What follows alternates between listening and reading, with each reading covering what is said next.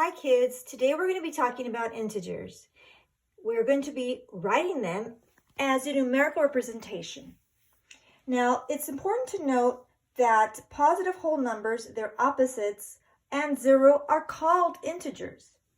To represent data that are less than zero, you have negative numbers. And to represent numbers that are greater than zero, you have positive numbers, and they're to the right of zero. Notice how the positive numbers do not have any sign or symbol in front of it.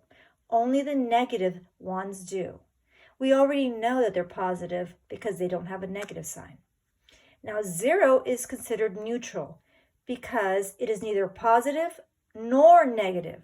You have nothing, so it can't be positive or negative.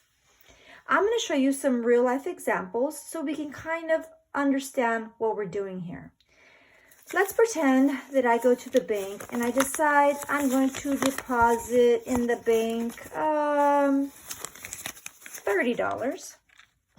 If I'm going to deposit $30, I would represent it by writing positive 30. Notice I didn't put a sign. You only put a sign when it's negative. Now let's go ahead to my next example. On my next example, I'm going to pretend that I was working out. And when I started working out, I was using two 10-pound weights, together 20.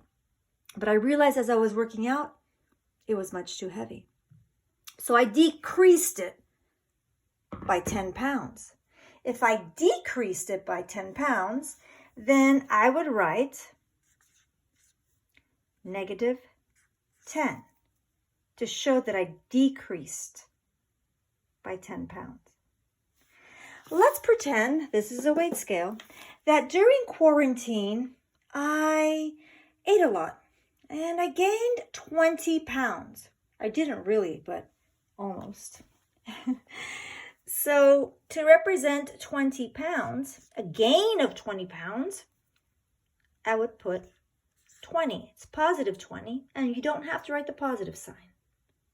So these are three different ways, three examples to show integers in either negative or positive.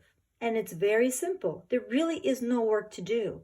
You just have to think if the number is a negative because maybe it's decrease or something of that nature, or if it's a positive because maybe you've gained, or like my deposit, something like that, which would show that it's a positive number simply by just writing the number. No need to put symbols for positive numbers.